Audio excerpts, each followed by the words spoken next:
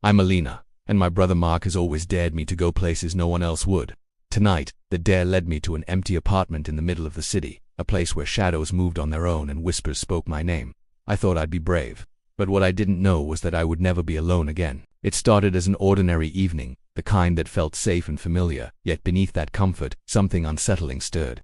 I had stayed late at work, the kind of work where hours pass unnoticed until the silence of the empty office hits you like a cold slap.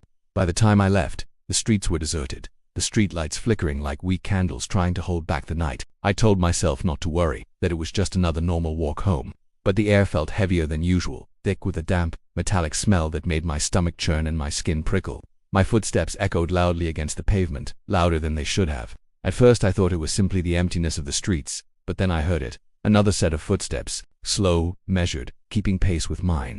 I stopped, holding my breath, and the sound stopped too. I told myself it was my imagination, that maybe a stray animal had scurried past, but the more I walked, the more I became certain someone or something was following me. I quickened my pace, heart pounding, and the footsteps behind me also quickened, then slowed, then stopped. Always just behind me, never ahead, never revealing itself. When I reached my apartment building, I felt a sharp, inexplicable tension in my chest. The lobby was dark, unusually quiet, and the hum of the air conditioner was gone. I fumbled with my keys, trying not to glance at the shadows gathering in the corners of the room. My door looked normal at first, but then I realized it was slightly ajar, as if someone had been inside. The thought made my blood run cold. I debated calling someone, anyone, but my fingers trembled too much to dial. Pushing the door open slowly, I stepped inside. The floorboards creaking under my weight, each creak sounding like a scream in the stillness. The apartment was dark, darker than I remembered. The familiar shapes of my furniture loomed like silent sentinels, warped and threatening in the weak glow of the streetlight through the window. I felt watched, every instinct screaming at me to run, but I couldn't move. And then I heard it, the faintest whisper, brushing against my ear, so soft I wasn't sure if I had imagined it. I spun around, heart hammering, eyes scanning the empty room. Nothing. I tried to shake off the fear, telling myself I was exhausted, that it was the stress of staying late at work, that nothing was wrong. But as I stepped further into the living room, something caught my eye. On the far wall, faint streaks had appeared, wet and dark, forming letters that seemed to glisten in the dim light. My breath hitched. "I see you," they read. My fingers felt numb, my legs weak. I wanted to leave, to run and never come back, but curiosity, a dangerous, foolish curiosity, kept me rooted. I backed away slowly, my eyes never leaving the words, and that's when I noticed movement out of the corner of my eye. A shadow, darker than the shadows, stretching across the wall, moving with a fluidity that didn't belong to anything human. I blinked, and it vanished, leaving only the smeared warning behind. My phone lay on the couch and I grabbed it, praying for light, for reassurance, for proof that I wasn't losing my mind.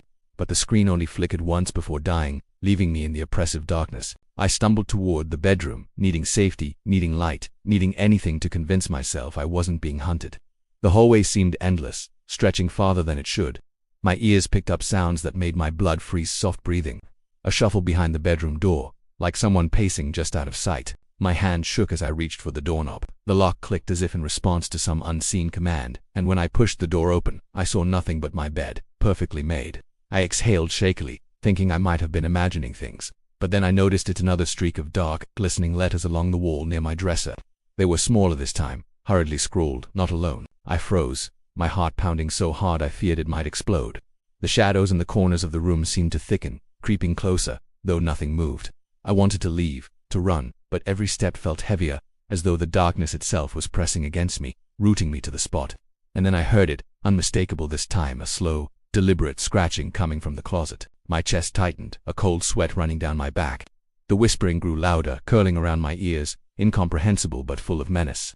I wanted to flee, to call for help, to do anything, but my body refused. The last thing I saw before collapsing to the floor in terror was a shape moving inside the closet, a mass of shadows that twisted impossibly, forming eyes, teeth, and a grin that was all wrong, all unnatural. And in that moment, I realized the horrifying truth. Whatever it was, it had been waiting for me, and I had just given it my attention.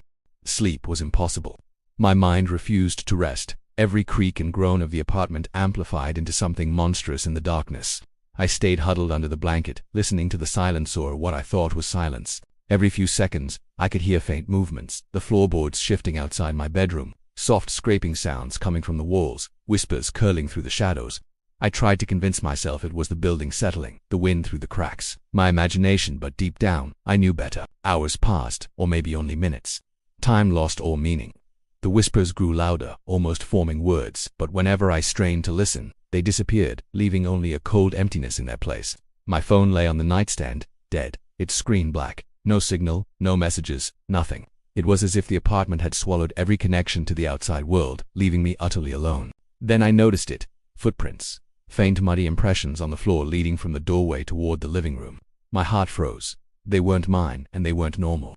The steps were too large, uneven, dragging slightly as though something heavy had been moved. Each print seemed impossibly dark in the dim light, standing out against the pale carpet. I wanted to leave, to call for help, to run, but curiosity rooted me in place, a terrible fascination that made my legs tremble. I followed the trail, every step echoing in the empty apartment. The prints ended at the kitchen where the faucet had been turned on, water dripping slowly into the sink. I didn't remember leaving it running, and my mind screamed at me that I hadn't. My gaze fell on the countertop and my stomach dropped.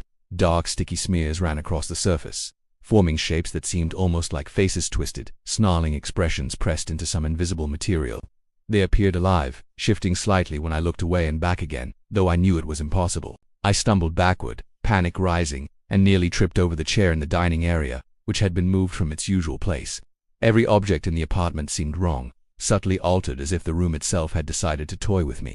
The shadows were no longer confined to corners. They stretched across the floor, crawling along walls, twisting into shapes I couldn't comprehend. My chest tightened, my breathing became ragged, and I realized I couldn't ignore the truth any longer. I wasn't alone. Back in the bedroom, I tried to barricade myself behind the door.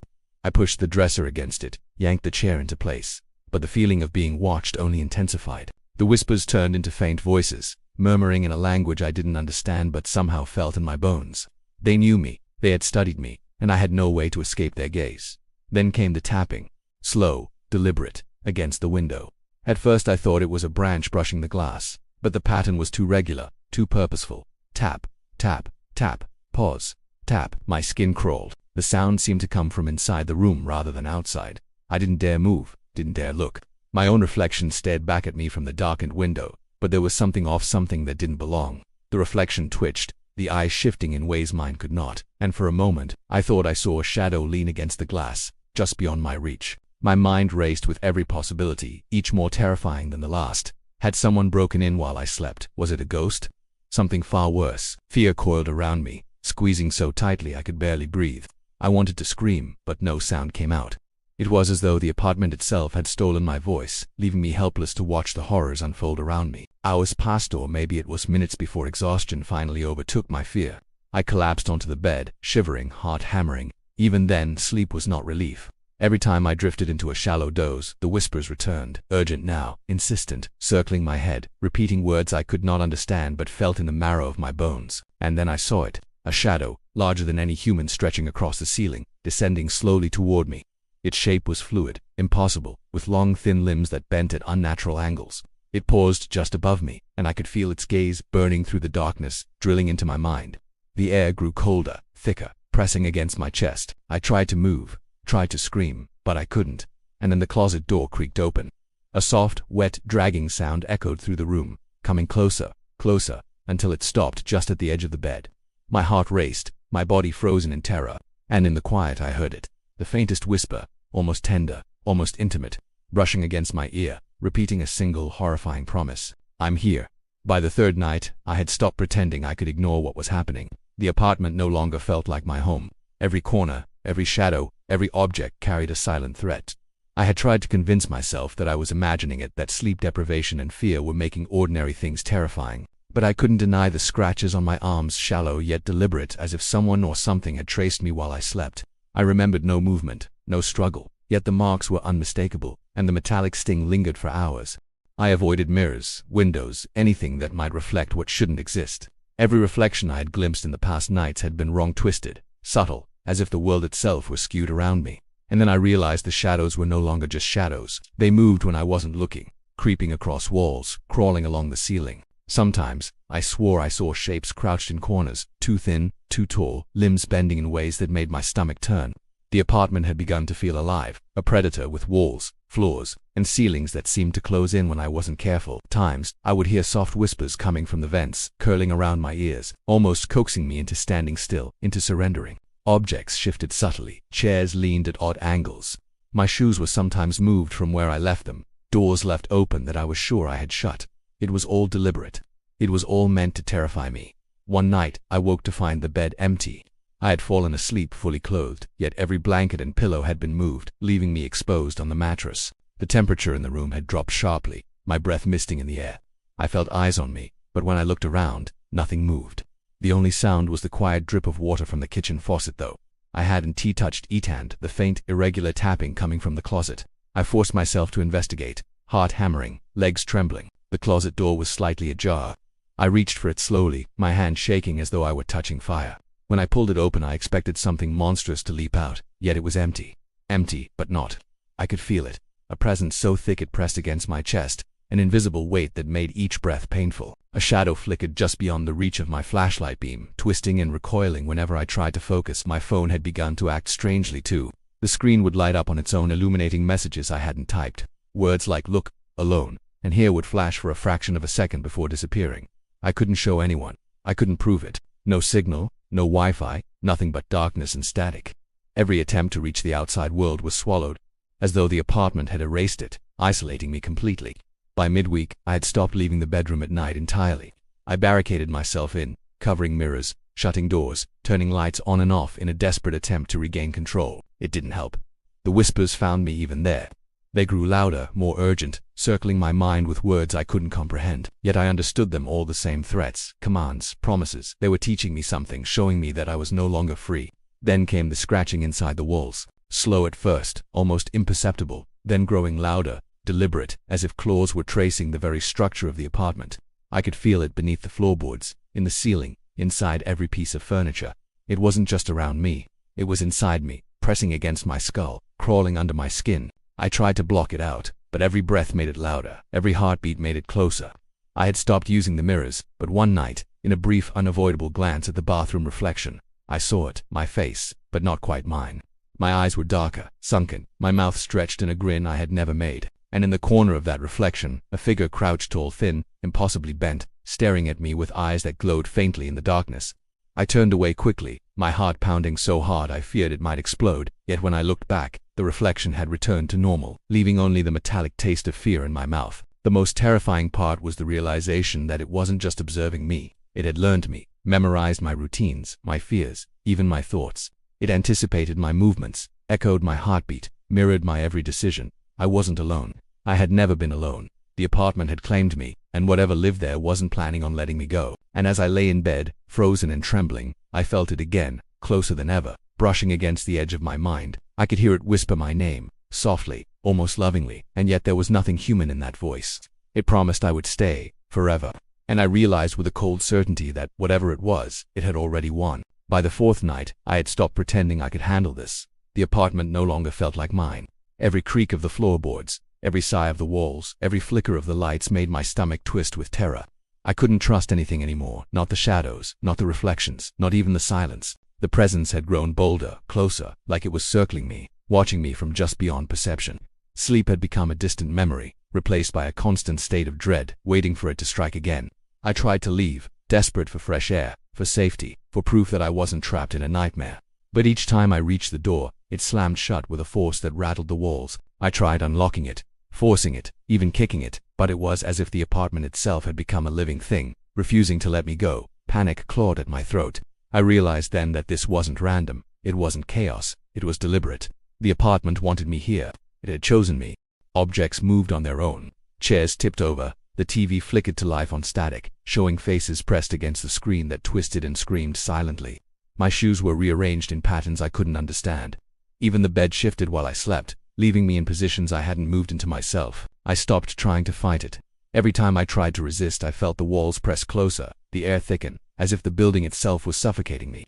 The whispers had become voices now, clearer, repeating words I couldn't speak but understood perfectly, commands, observations, threats. Every sound, every shadow, every movement was meant to keep me terrified, to teach me something I didn't want to learn. I had begun to avoid light, even the weak glow of my phone, because reflections had become windows into another world, a world that existed just beyond my sight, where shapes crouched and waited, watching me. One night, unable to resist my curiosity, I peered into the bathroom mirror, despite every instinct screaming not to. I froze. My own reflection stared back at me, but it wasn't quite me. Its eyes were darker, wider, and its smile stretched impossibly far across its face. And behind me, crouched in the corner of the mirror, was a shadow tall, thin limbs bent at impossible angles, head tilting in a way that made me sick. I blinked and it was gone, leaving only the reflection of the empty room. But I could still feel its gaze, heavy and oppressive, pressing against the back of my skull. The walls had started scratching now, nails digging into wood, dragging slowly along every surface. The sound came from everywhere and nowhere, above me, below me, inside me. My heart pounded, adrenaline surging, yet I couldn't escape it.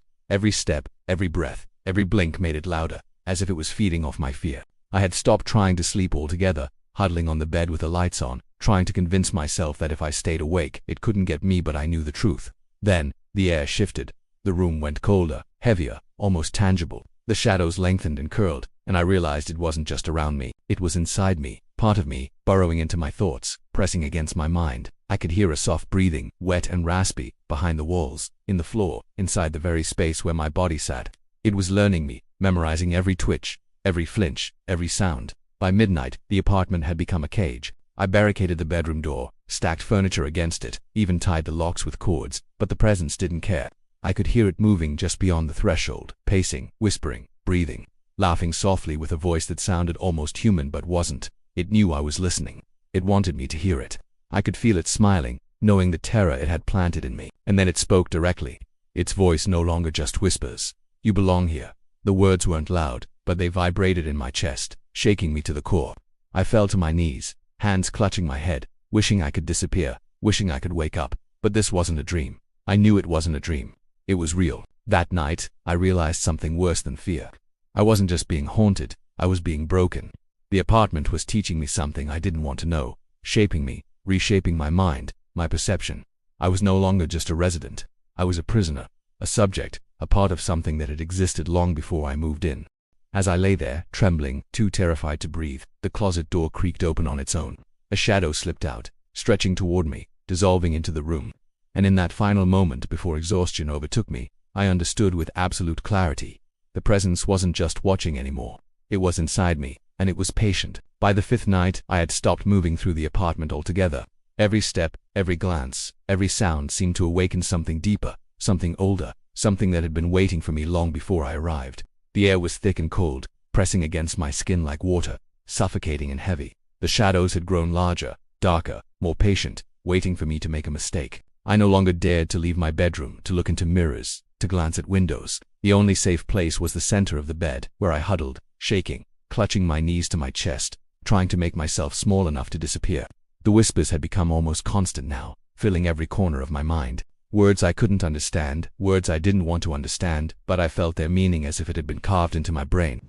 They promised, threatened, reminded me that I was theirs, and somewhere in that endless stream of sound, I began to feel their presence not just behind me or around me, but inside me. It was in my heartbeat, in my breathing, in the thoughts I tried to hide from myself. I was no longer alone, and I never had been. Objects moved with more purpose now. My phone lit up with messages I didn't write, each one more insistent than the last. On the screen appeared my own face, distorted with eyes staring back at me that were darker than they had ever been, grinning in a way I had never smiled. I dropped the phone, and it shattered, but the image lingered in my mind, burned into my vision like a brand. Then the scratching returned, louder than ever. It came from all directions at once, the walls, the ceiling, the floor. I pressed my hands over my ears, but it wasn't just sound. It was a vibration, a pulse, a presence that moved through the very air around me. My body shook uncontrollably, and I realized I could no longer distinguish my own heartbeat from the rhythm of the creature moving around me. I tried to scream, but my voice failed me. No sound came out, and when I moved to open the door, to run, to escape, it slammed shut with a violence that made the windows rattle. The apartment was no longer just a place, it was alive. It had learned me, trapped me, and molded me into something it could manipulate. I understood then that nothing could save me, and that the outside world, the life I had known, had already been erased. The closet door creaked open again, a slow, deliberate movement that seemed to measure my fear. From the darkness inside,